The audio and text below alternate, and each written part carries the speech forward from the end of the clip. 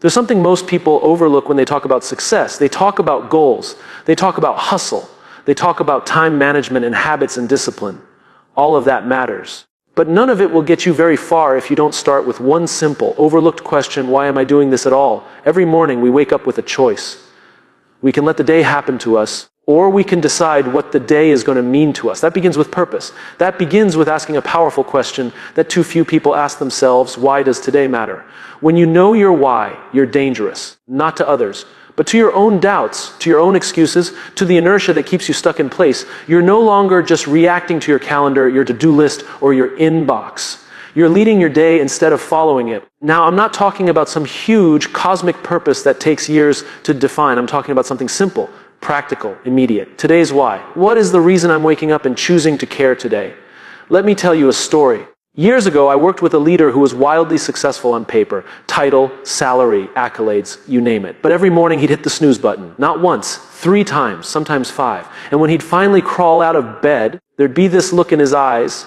Tired, yes, but also empty. Eventually he broke down. He told me, I don't even know why I'm doing any of this anymore. He had lost connection to his why. His work had become a series of tasks, meetings and deadlines. Nothing rooted, nothing inspiring. He wasn't lazy, he was aimless. That's what a lack of purpose does. It makes effort feel pointless. So we went back to basics. I asked him, what's the impact you want to have today? It was the only thing I asked. Not next year, not next quarter, just today. It took time, but soon he started waking up with a different mindset. He'd begin his morning not with email or social media, but with intention. He'd write down a sentence: today I will lead by example. Or today I will encourage someone who's struggling. Or today I will do something that makes my team stronger. Small, specific, powerful. That's the key. See, your why isn't always going to be some grand mission. Sometimes your why is showing up fully for the meeting you'd rather skip because the person across the table needs your energy. Sometimes your why is being a little more patient with your kids because you want them to grow up feeling seen and loved. Sometimes your why is putting your head down and doing the hard work because it brings you one step closer to who you want to become. Without that purpose, our days blur together. They become transactional. We do things out of obligation, not out of meaning. And when that happens over time, we burn out. Not because we're doing too much, but because what we're doing lacks connection. Think about this. Most people spend more time planning their weekend than they do planning their purpose. They prepare presentations, meetings, and meals, but they don't prepare their mindset. And so their days become reactive. They let the world set the tone, and the world is chaotic, noisy, and constantly pulling us in 10 different directions. But what happens when you start your day with a clear, grounded reason? Suddenly, the little things don't knock you off course so easily. You stop chasing every notification. You stop worrying so much about what other people think. You have a filter, a way to decide what matters and what doesn't. That's what a why gives you clarity. Here's a simple practice I challenge you to try. Tomorrow morning, before you pick up your phone, before you check your email, before you let the world pour into your mind, take 60 seconds. Sit quietly. Ask yourself, what kind of impact do I want to have today? Write it down. Say it out loud. Hold it in your mind. It doesn't have to be profound. It just has to be honest. It might be, today I will stay calm when things go wrong. It might be, today I will give someone hope. It might be, today I will learn something new. That's your win. That's your reason to show up. That's your why. I've met people who thought they were burned out from working too much. But when they reconnected with their purpose, when they started leading each day with intention, something shifted. They weren't tired anymore. They were energized. Not because their workload changed, but because they changed. You don't need to change your entire life overnight. You don't need to quit your job or move to a new city. You just need to ask better questions. Questions like, why does this matter to me? Who benefits when I show up fully today? What's the deeper reason behind my routine? When we lead with why, we remember that what we do is not just what we do, it's who we are becoming. Every day becomes a brick in the foundation of the life we're building. And when that foundation is strong, when it's built on purpose, we can weather anything. Challenges don't blarify us. So the next time you wake up feeling tired, overwhelmed, or unmotivated, don't reach for coffee. Don't reach for distraction. Reach for meaning. Start with why. Anchor your day in purpose. And watch how everything else, your attitude, your energy, your results, begins to shift. Because when you know why the day matters, you show up like it does. There's something incredibly powerful about the promises we make. We remember the ones we've made to our teams. We remember the ones we've made to our friends, our families, our partners. We hate letting other people down. But what we don't talk about enough is how often we let ourselves down. Quietly, privately, consistently. Think about it. You say you'll wake up early and go for that run. You say you'll start that project this week. You say you'll stop checking your phone every 5 minutes. But when no one's around to notice, it's so easy to push that promise to the side. You justify it. You tell yourself, it's not a big deal, I'll do it tomorrow. And then tomorrow becomes next week. Next week becomes never. And slowly, subtly, you start believing that what you say doesn't matter. But here's the truth. If you can't trust yourself, you'll always struggle to lead others. You'll always feel like an imposter. You'll always be chasing something externally to compensate for what's broken internally. That's why keeping promises to yourself is not about discipline, it's about identity. Every time you follow through on something you told yourself you would do, you're voting for the person you want to become. You're proving to yourself, not anyone else, that your word has weight, that you can rely on you, that you're not waiting to be saved, validated, or motivated. You're in control. And no, it's not always easy, but it's worth it. I once worked with a young entrepreneur, brilliant mind, endless ideas, charming presence.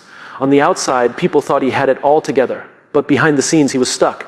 His business was stalling, his confidence was cracking, and he didn't know why. We sat down and had a raw conversation. I asked him, what's the one promise you keep breaking to yourself? He looked down, took a breath, and said, I keep telling myself I'll finish what I start, but I never do. That moment changed everything. Because once he admitted it, we had something to work with. We didn't start with a productivity tool. We didn't build a new schedule. We started with integrity. He picked one small promise to keep every day, just one. And that small daily win rebuilt his self-respect, brick by brick. People often think they need motivation to take action. But it's actually the other way around. Action builds confidence, repetition builds belief, and belief fuels purpose. Motivation isn't what starts the engine, commitment is. And that commitment must start with you. There's a common trap in leadership. We show up for everyone except ourselves. We run around solving problems, managing fires, meeting deadlines, being available, being helpful, being everything for everyone. But inside, we're exhausted, depleted, running on fumes. You can't pour from an empty cup. And you can't lead others from a place of self-neglect. If you constantly abandon your own needs, your own boundaries, your own promises, you are teaching people that your word is flexible, that you don't matter as much. And over time, you'll start to believe that too. Keeping promises to yourself doesn't mean becoming selfish. It means becoming stable, grounded, trustworthy. Because the moment you start honoring your own word, your energy shifts. You walk into a room differently. You speak differently. You make decisions differently. Not from ego, but from alignment. And alignment is where the magic happens. Let me give you something simple. Tomorrow morning, before the world gets noisy, write down one promise you'll keep today. Just one. It could be, I will drink enough water, or I will be fully present with my kids, or I will spend 20 minutes reading instead of scrolling. Small, clear, actionable. The kind of promise you can keep even when the day gets chaotic. Then do it, no matter what. Follow through. And at night, take a moment to acknowledge yourself for doing what you said you would. That's how you build a pattern. That's how you build trust. Not with big declarations, but with small, invisible victories. The world may never clap for those wins, but your character will.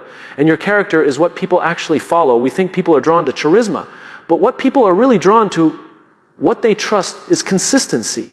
The kind of consistency that begins when a person has done the hard work of keeping promises to themselves, when their internal world is aligned with their external actions. That's when influence becomes real. That's when leadership becomes meaningful.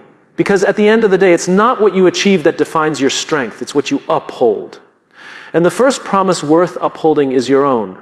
Imagine this. If you went 30 days without breaking a single promise to yourself, no matter how small, how would that change you? What would happen to your confidence, your clarity, your energy? What would happen to the way others experience you? You don't need more information. You don't need another hack or app or routine. You need integrity, quiet, personal, inner integrity. The kind that isn't seen by others, but is felt by you. You already know what needs to happen. You've known it for a while. The only question is, will you honor it today? When you keep promises to yourself, you're not just winning the day. You're building a life you trust. That's how you lead. That's how you grow. That's how you win. Every single day, we live in a world that celebrates the highlight reel. Everyone wants the big moment, the applause, the breakthrough, the outcome. Social media has made it worse. Everywhere you look, someone's showing off their peak, their biggest achievement, their grand announcement, their moment of glory. But what no one posts, what no one talks about, are the quiet, boring repetitions that got them there. We've been conditioned to expect success to feel exciting, like we're supposed to wake up every day fired up, motivated, and overflowing with passion. But that's not how greatness works. Greatness isn't loud, it isn't glamorous. It's built in silence. It's built in the dark. It's built when no one's watching. If you look at any person who's consistently winning, not just occasionally, but predictably. You'll find a rhythm behind their results, not a rush. A rhythm, something they do daily, even when they don't feel like it, especially when they don't feel like it. They've learned to fall in love with the process, not just the prize. That's what I mean by embracing the boring reps. Because let's be honest, most of the things that lead to mastery feel incredibly unremarkable. Practicing the same move again and again. Having the same conversation with your team until it sticks. Waking up early to do the same journaling, the same reading, the same workout. It's not thrilling. It's not new. It's boring. And that's why most people won't do it. But boring isn't bad. Boring is where the work happens. Boring is where confidence is built. Boring is where identity is forged. Think about athletes. The best in the world don't just practice when the stadium is full. They train when it's just them, their coach, and the sound of their own breath. And they repeat the same drills, the same plays, until they're automatic, until they become muscle memory. So that when the big moment comes, they don't rise to the occasion. They fall back on their preparation. I once worked with a team leader who couldn't understand why their results were so inconsistent. One month they were hitting targets, the next month they were completely off track. The talent was there, the passion was there, but the process was missing. So I asked her, "What do your boring reps look like?" She looked confused. "What do you mean?" I said, "What are the small things you do every single day, no matter what, that make the big results inevitable?" She thought about it and admitted, "Honestly, I don't have those. I just work really hard when the pressure is on." That's the problem. Most people wait for pressure to perform. But true professionals don't rely on pressure. They rely on process. We built her a routine, a simple set of habits she'd repeat daily. Check-ins, debriefs, reflection, planning, nothing flashy, nothing groundbreaking, just boring, repeatable excellence.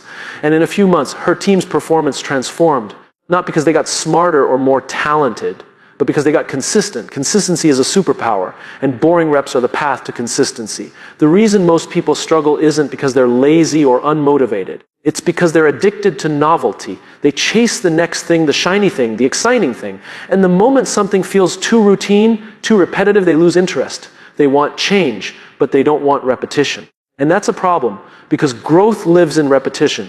You don't get strong by lifting a weight once. You don't get smart by reading a book once. You don't get trustworthy by telling the truth once. You become those things by doing the boring reps over and over and over again. Here's what's funny. When people see someone crushing it, they always ask, "What's your secret?" But usually there is no secret, just systems, just habits, just effort that's been repeated so often it becomes who they are. Boring reps are the bridge between who you are and who you want to be. They're the small choices no one sees that eventually lead to the results everyone wants.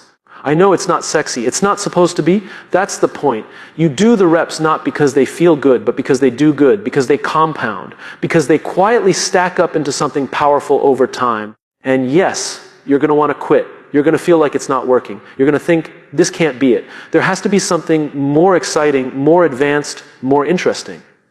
But that voice is lying. That voice is impatient. That voice doesn't understand how mastery works. Mastery is boring. Progress is boring. Winning is boring until it isn't. Until one day you wake up and you're further than you've ever been. And people ask how you did it. And you smile because you know the truth. You did it by doing the work when it was dull, when it was quiet, when it was just you showing up with no reward, no applause, and no proof yet. The people who win aren't the most excited. They're the most consistent. They're the ones who kept going when it stopped being fun. They're the ones who embraced boredom and made it their edge. So the next time you feel stuck, don't look for a breakthrough. Look for your reps. Ask yourself, what's the boring thing I've been avoiding, and then do it. Not once. Every day. Because discipline isn't doing hard things. Discipline is doing simple things, repeatedly, even when they're no longer interesting. That's how champions are made. That's how trust is built. That's how you create a life that wins every day. Not just in moments, but in momentum. Fall in love with the boring reps. They'll take you further than motivation ever could. Most people think leadership is about being in charge, about being the loudest voice in the room, the person with the answers, the title, the authority. But real leadership isn't about taking control. It's about taking care. It's about putting others first, not because you have to, but because you choose to. Leading with service, not ego, is one of the most misunderstood principles in the world. We live in a culture that rewards visibility. If you look successful, if you sound important, if you seem confident, you're praised. But ego, when it drives leadership, always leaves damage behind, because ego leads us to ask the wrong question, how can I win? Service leads us to ask the right one, how can I help? There's a fundamental shift that happens when you stop trying to impress people and start trying to impact them. When you stop focusing on being the best in the room and instead focus on bringing out the best in others. That's the shift that separates managers from mentors, bosses from builders, leaders from legends. I remember speaking with a seasoned executive, highly respected, but when you walked into his office, there was no ego, no grand desk, no flexing of titles, no inflated presence. What struck me most was how he listened, fully, attentively, not waiting to speak, not waiting to be right, just present. Afterward, I asked him what his secret was. He smiled and said, "I'm not here to be the smartest person in the room. I'm here to make everyone else smarter." That's what service looks like in leadership. It's humility in action. And humility isn't thinking less of yourself. It's thinking of yourself less. It's showing up not for recognition, but for contribution. It's knowing that the most valuable person in the room might not be the one talking the most, but the one helping others speak up. Ego will always tell you to protect your image. Service tells you to protect the people. Ego says, don't show weakness. Service says, be honest. Ego builds walls. Service builds trust. And the difference becomes very clear over time because one creates fear and the other creates loyalty. I once worked with a young team leader who had just stepped into a management role. She was driven, articulate, brilliant, but something was off. Her team wasn't responding. There was tension, burnout, resistance. She was frustrated. "Why won't they just do what I ask?" she said. I told her, because they don't feel seen. They don't feel safe.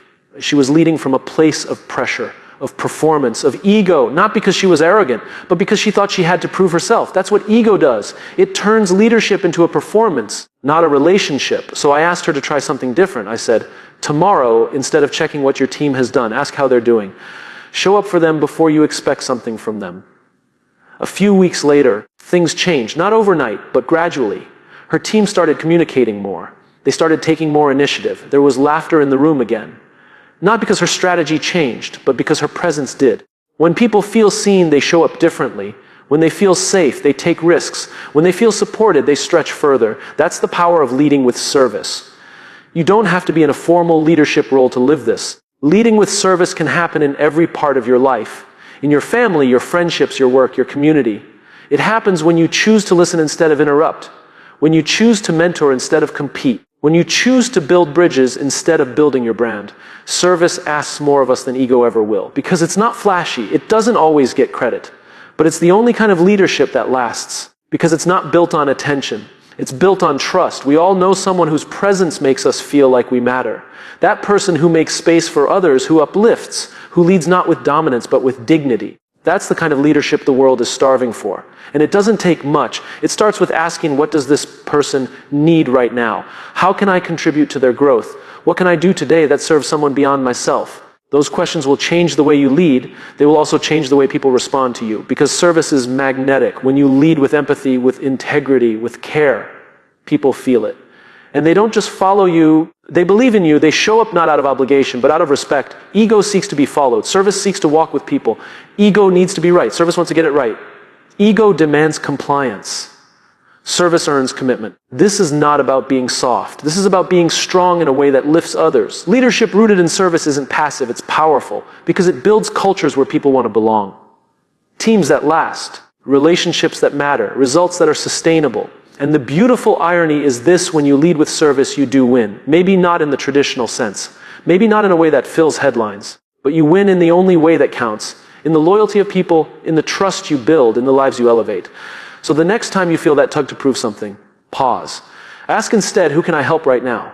Who needs to be seen? What does service look like in this moment? Lead with Ed with care. Lead with the mindset that your success will be measured not just by what you achieve, but by what you build in others. Because when you lead with service, the results follow. But more importantly, people follow, not because they have to, but because they want to.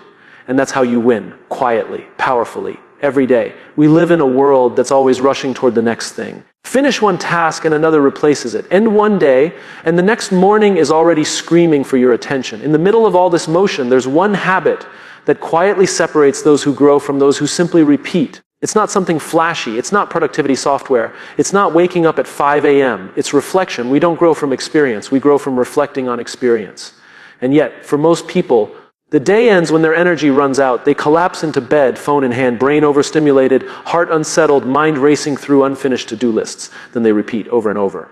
But the ones who win, who truly evolve, who show up wiser, more grounded, more focused the next day, they do one simple thing that changes everything. They take a few minutes to ask, what did I learn today? That's it. That's the shift. Not what did I do or how much did I accomplish, but what did I learn? What did this day teach me? Because every day offers us something, a lesson, a pattern, a moment of truth.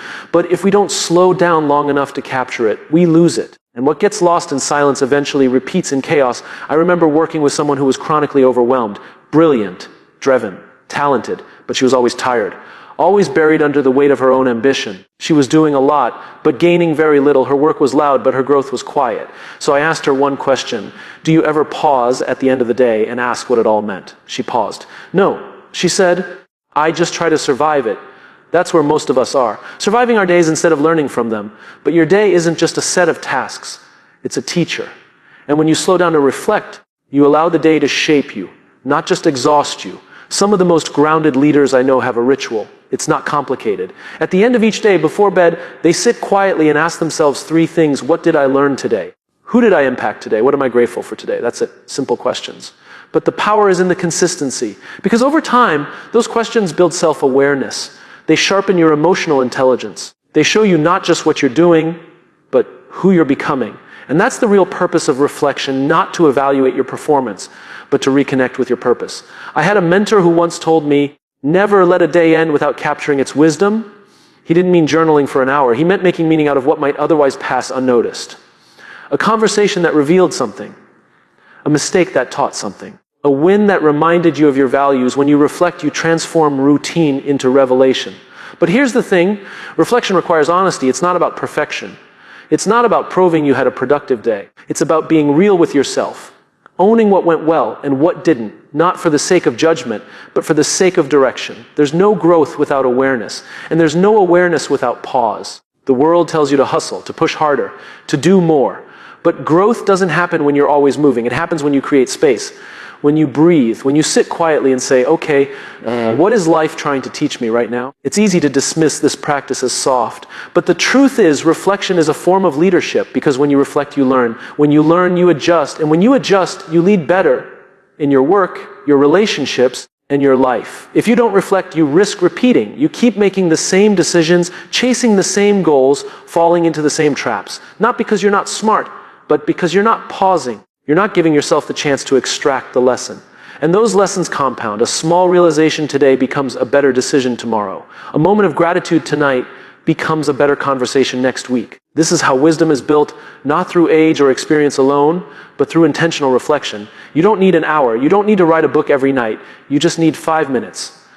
5 quiet minutes to ask yourself, what mattered today? Where did I show up fully? Where did I hold back? What will I carry forward? And what will I leave behind? These questions create alignment. They reconnect you with your values. They remind you that your time is finite and your days are not to be wasted. They help you sleep better. Because instead of going to bed with noise, you go to bed with meaning. The most successful people I've met aren't the ones who do the most. They're the ones who learn the fastest. And reflection accelerates learning. You can't change what you won't face. And you won't face it until you slow down and ask. That's why reflecting before you rest isn't just a productivity hack. It's a leadership principle. It's how you build a life of depth, not just noise. And here's the part no one tells you. Over time, those 5 minutes of reflection become your story. They become the wisdom you pass on. They become the clarity others feel in your presence. They become the reason people trust you, not because you have all the answers, but because you've wrestled with your questions. So before you reach for your phone, before you scroll into distraction, before you collapse into exhaustion, pause, sit with yourself, ask what the day gave you, ask what it took from you, ask who you became in the process, reflect before you rest, because how you end your day shapes how you start the next one. And the people who win every day aren't the ones who did the most, they're the ones who learned the most. And learning only happens when you choose to listen, even to yourself.